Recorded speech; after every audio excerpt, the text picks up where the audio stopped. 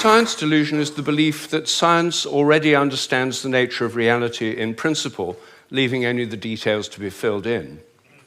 This is a very widespread belief in our society. It's the kind of belief system of people who say, I don't believe in God, I believe in science. It's a belief system which has now been spread to the entire world. But there's a conflict in the heart of science between science as a method of inquiry based on reason, evidence, hypothesis, and collective investigation, and science as a belief system or a worldview. And unfortunately, the worldview aspect of science has come to inhibit and constrict the free inquiry, which is the very lifeblood of the scientific endeavor. Since the late 19th century, science has been conducted under the aspect of a belief system or worldview, which is essentially that of materialism, philosophical materialism. And the sciences are now wholly owned subsidiaries of the materialist worldview. I think that as we break out of it, the sciences will be regenerated. What I do in my book, The Science Delusion, which is called Science Set Free in the United States, is take the 10 dogmas or assumptions of science and turn them into questions, seeing how well they stand up if you look at them scientifically. None of them stand up very well. What I'm going to do is first run through what these 10 dogmas are, and then I'll only have time to discuss one or two of them in a bit more detail. But essentially, the 10 dogmas, which are the default worldview of most educated people all over the world, are first that nature is mechanical or machine-like. The universe is like a machine, animals and plants are like machines, we're like machines. In fact, we are machines. We're lumbering robots, in Richard Dawkins' vivid phrase, with brains that are genetically programmed computers. Second, matter is unconscious. The whole universe is made up of unconscious matter. There's no consciousness in stars, in galaxies, in planets, in animals, in plants, and there ought not to be any in us either, if this theory is true. So a lot of the philosophy of mind over the last 100 years is trying to prove that we're not really conscious at all. So the matter's unconscious, then the laws of nature are fixed. This is dogma 3.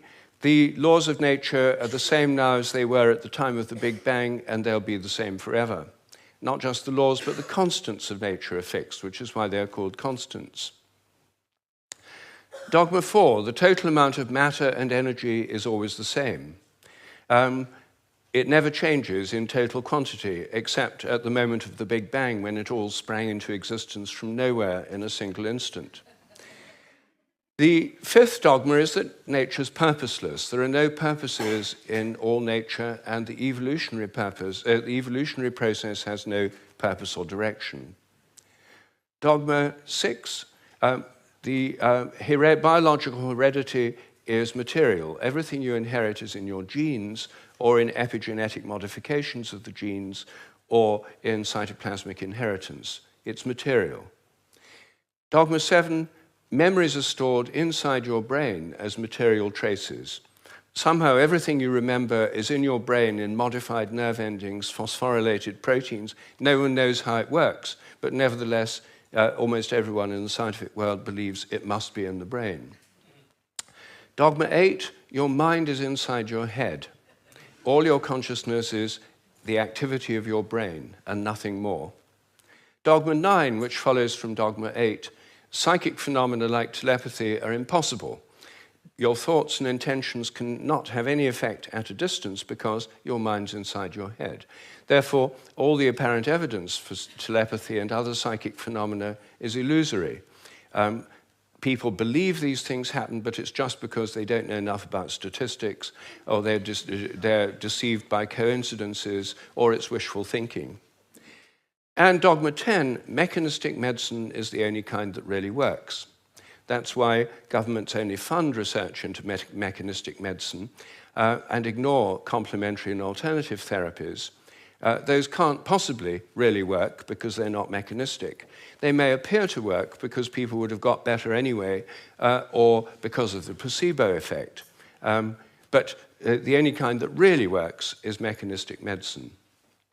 Well, this is the default worldview, which is held by almost all educated people all over the world. It's the basis of the educational system, the National Health Service, the Medical Research Council, governments, and it's just the default worldview of educated people.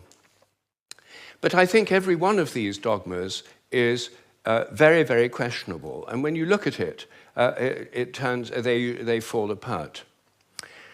I'm going to take first the idea that the laws of nature are fixed. This is a hangover from an older worldview before the 1960s, when the Big Bang Theory came in. People thought that the whole universe was eternal, governed by eternal mathematical laws.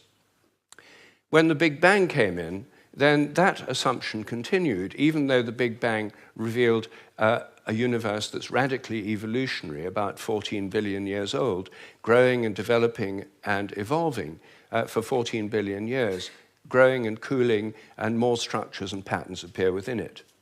But the idea is all the laws of nature were completely fixed at the moment of the Big Bang, like a cosmic Napoleonic code. As my friend Terence McKenna used to say, modern science is based on the principle, give us one free miracle and we'll explain the rest. And the one free miracle is the appearance of all the matter and energy in the universe and all the laws that govern it from nothing in a single instant. Well, in an evolutionary universe, why shouldn't the laws themselves evolve? After all, human laws do, and the idea of laws of nature is based on a metaphor with human laws. It's a very anthropocentric metaphor. Only humans have laws. In fact, only civilized societies have laws. As C.S. Lewis once said, to say that a stone falls to earth because it's obeying a law makes it a man and even a citizen. It's a metaphor that we've got so used to, we forget it's a metaphor. In an evolving universe, I think a much better idea is the idea of habits. I think the habits of nature evolve. The regularities of nature are essentially habitual. This was an idea put forward at the beginning of the 20th century by the American philosopher C.S. Peirce. And it's an idea which various other philosophers have entertained, and it's one which I myself have developed into a scientific hypothesis, the hypothesis of morphic resonance, which is the basis of these evolving habits. According to this hypothesis, everything in nature has a kind of collective memory. Resonance occurs on the basis of similarity. As a young giraffe embryo grows in its mother's womb, it tunes in to the morphic resonance of previous giraffes. It draws on that collective memory. It grows like a giraffe and it behaves like a giraffe because it's drawing on this collective memory. It has to have the right genes to make the right proteins, but genes, in my view, are grossly overrated. They only account for the proteins that the organism can make, not the shape or the form or the behavior. Every species has a kind of collective memory. Even crystals do. This theory predicts that if you make a new kind of crystal for the first time, the very first time you make it, it won't have an existing habit. But once it crystallizes, then the next time you make it, there'll be an influence from the first crystals to the second ones all over the world by morphic resonance. It'll crystallize a bit easier. The third time, there'll be an influence from the first and second crystals. There is, in fact, good evidence that new compounds get easier to crystallize all around the world, just as this theory would predict. It also predicts that if you train animals to learn a new trick, for example, rats learn a new trick in London, then all around the world, rats of the same breed should learn the same trick quicker just because the rats have learned it here. And surprisingly, there's already evidence that this actually happens. Anyway, that's my own hypothesis in a nutshell of morphic resonance. Everything depends on evolving habits, not on fixed laws. But I want to spend a few moments on the constants of nature too, because these are, again, assumed to be constant. Things like the gravitational constant, the speed of light, are called the fundamental constants. Are they really constant? Well, when I got interested in this question, I tried to find out. they're given in physics handbooks. Handbooks of physics list the existing fundamental constants, tell you their value.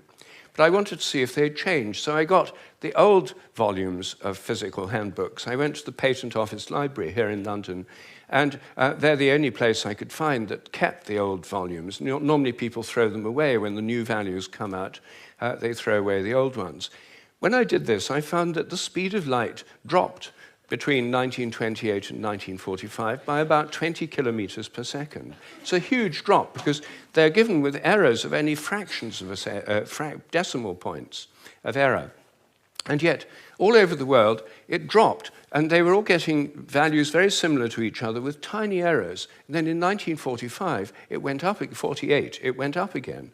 And then people started getting very similar values again. I was very intrigued by this, and I couldn't make sense of it. So I went to see the head of metrology at the National Physical Laboratory in Teddington. Metrology is the science in which people measure constants. And I asked him about this. I said, what do you make of this drop in the speed of light between 1928 and 1945? And he said, oh dear, he said, you've uncovered the most embarrassing episode in the history of our science. So I said, well, could the speed of light have actually dropped? And that would have amazing implications if so. He said, no, of course it couldn't have actually dropped. It's a constant. So, well then how do you explain the fact everyone was finding it going much slower during that period?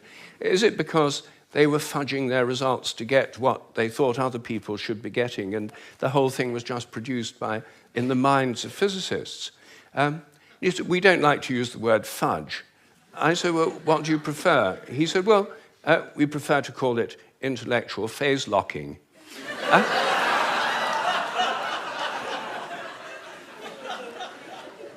So I said, well, if it was going on then, how can we be so sure it's not going on today?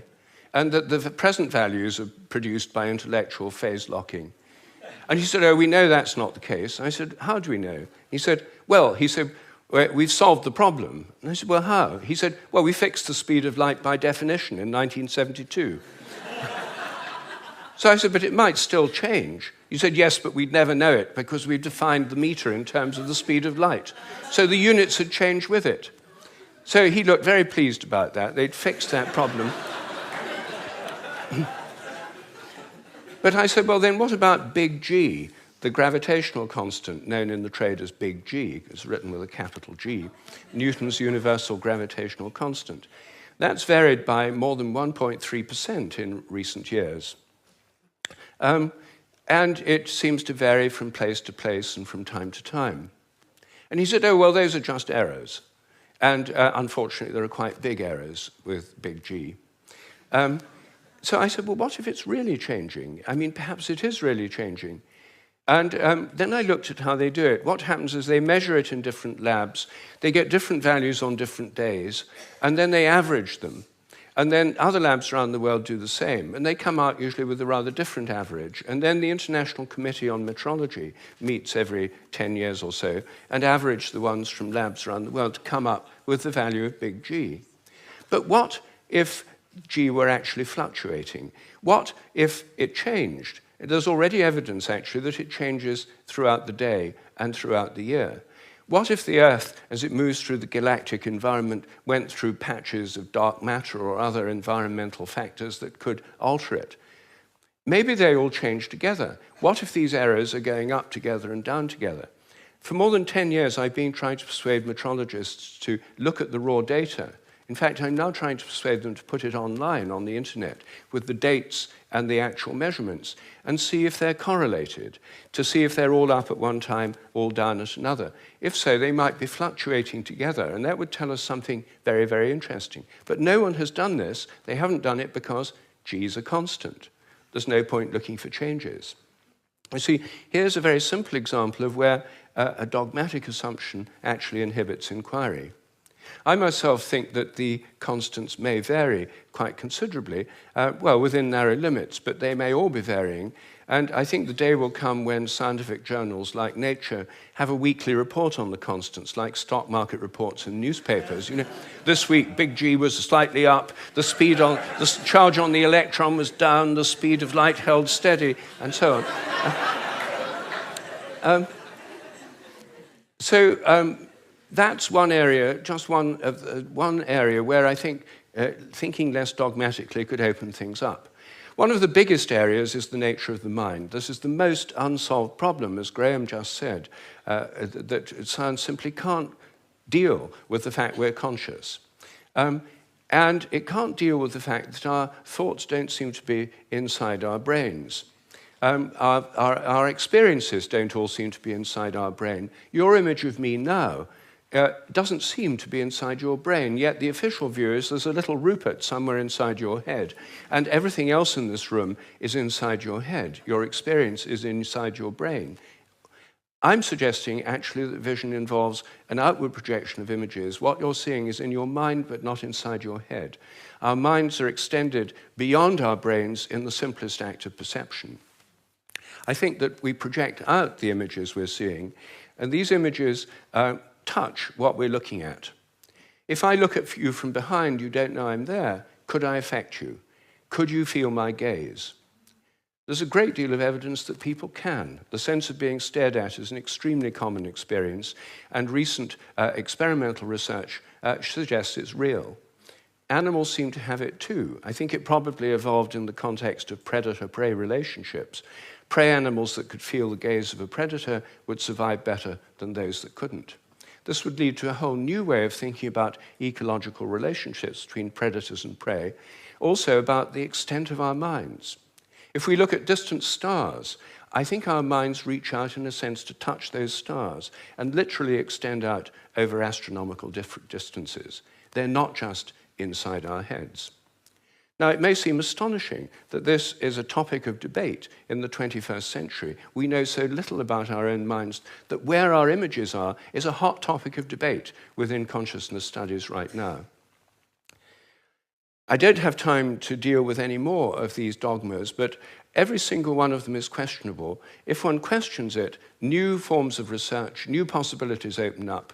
And I think as we question these dogmas that have held back science so long, science will undergo a reflowering, a renaissance.